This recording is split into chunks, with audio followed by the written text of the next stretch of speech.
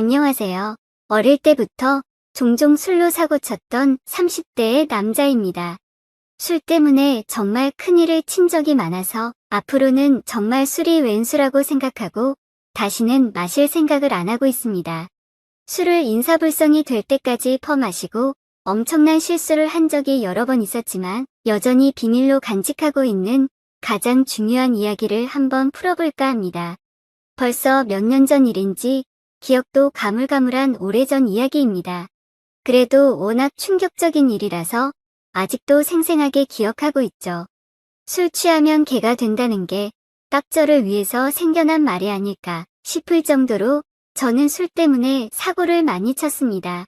그 당시에는 이런저런 일 때문에 술 마실 자리가 워낙에 많기도 했고 먹을 때마다 중간에 끊을 줄도 모르고 끝까지 달리는 스타일이라서 오히려 취해 있는 상태가 정상이었고 안 취해 있는 상태가 어색할 정도였습니다.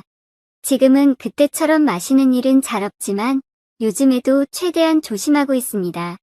아무튼 그때는 지금의 회사로 옮기기 전이었는데 당시에 취직도 잘 안 되기도 해서 작은 회사에 경력을 쌓으려고 다니고 있었거든요.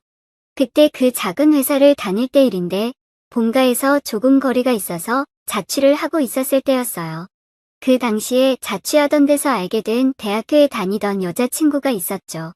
그때 만나던 여자친구한테는 지방에서 대학교에 다니던 여동생이 있었어요.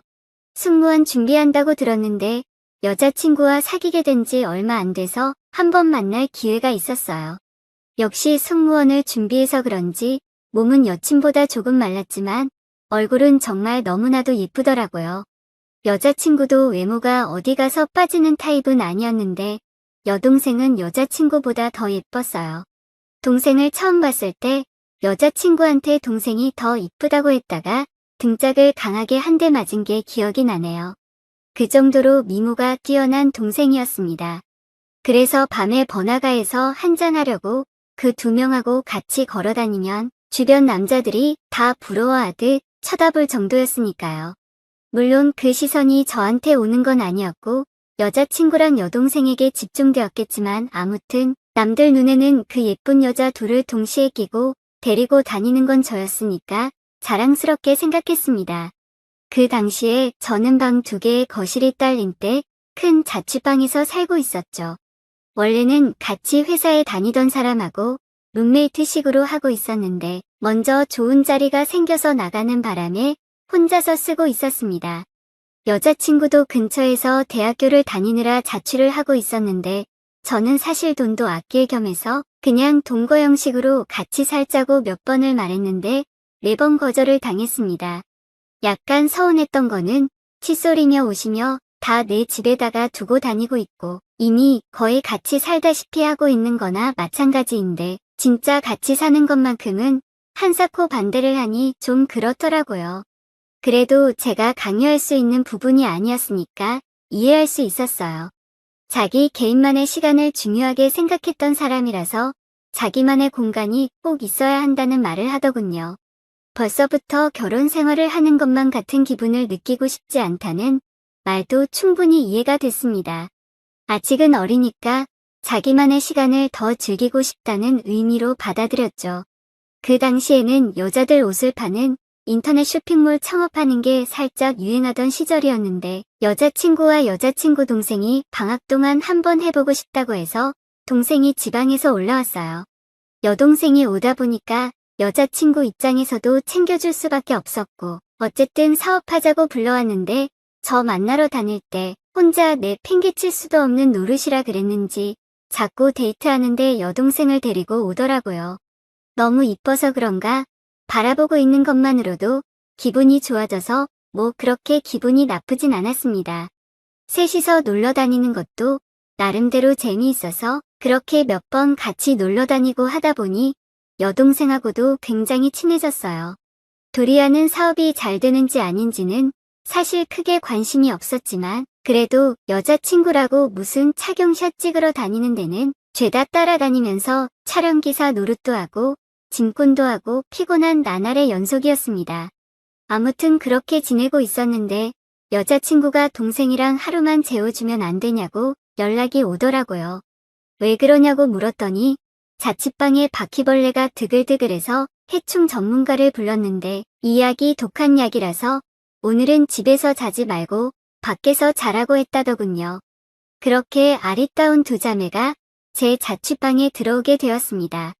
저는 영광이라고 생각해서 미리 샤워도 깔끔하게 하고 집도 깨끗하게 청소했습니다.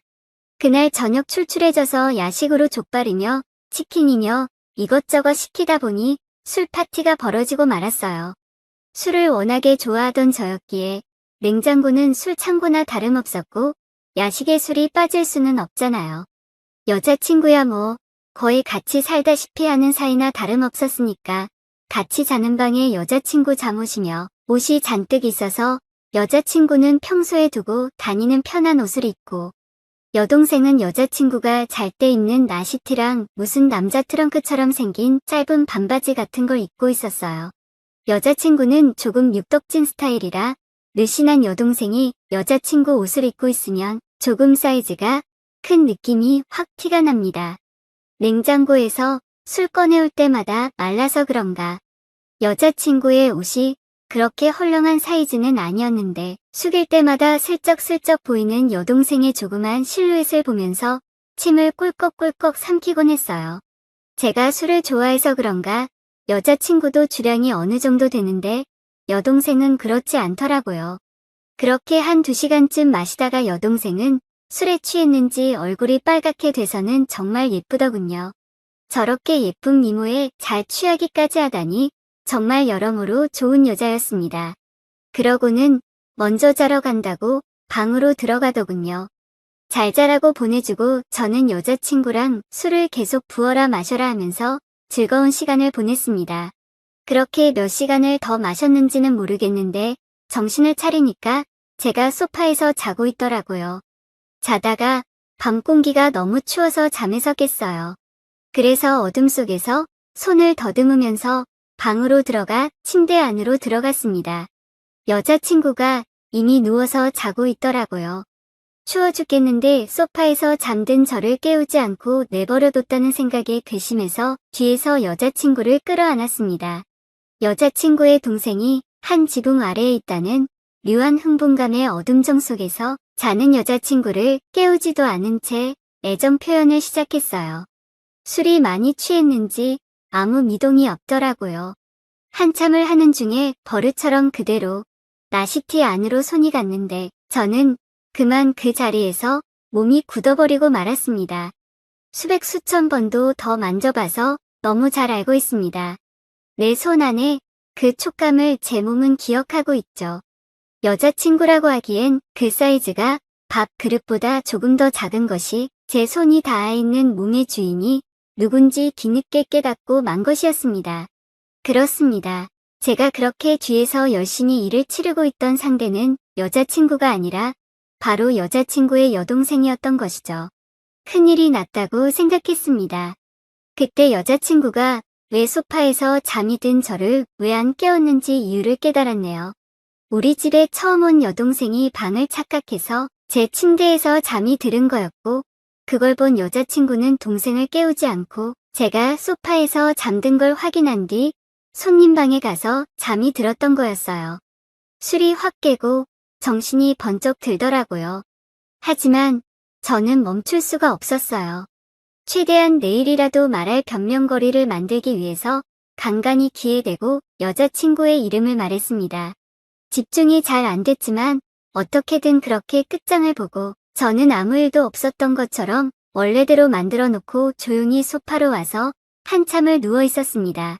지금 내가 무슨 짓을 한 거지 하면서 한참을 생각했는데 또 정신을 차리고 보니 이미 해가 중천에 떠 있더라고요. 한참 술판을 벌려놓은 건 다 정리해놓고 식탁 위에는 재워줘서 고맙다는 쪽지 한 장만이 있었고 이미 두 사람은 아침에 일어나 집에 돌아간 것 같더군요. 아무튼 그날은 그렇게 멍하니 먼 산만 바라보고 있었습니다.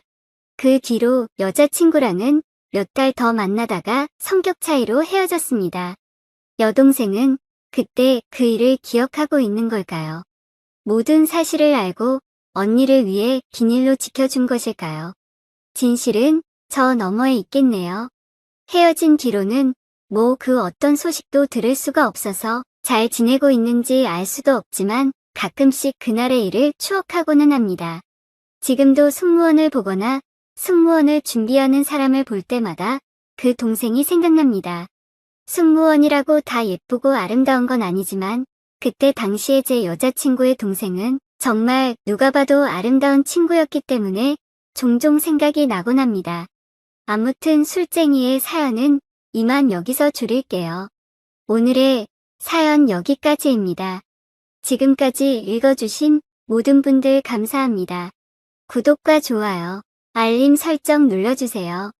그럼 모두들 행복한 하루 보내세요.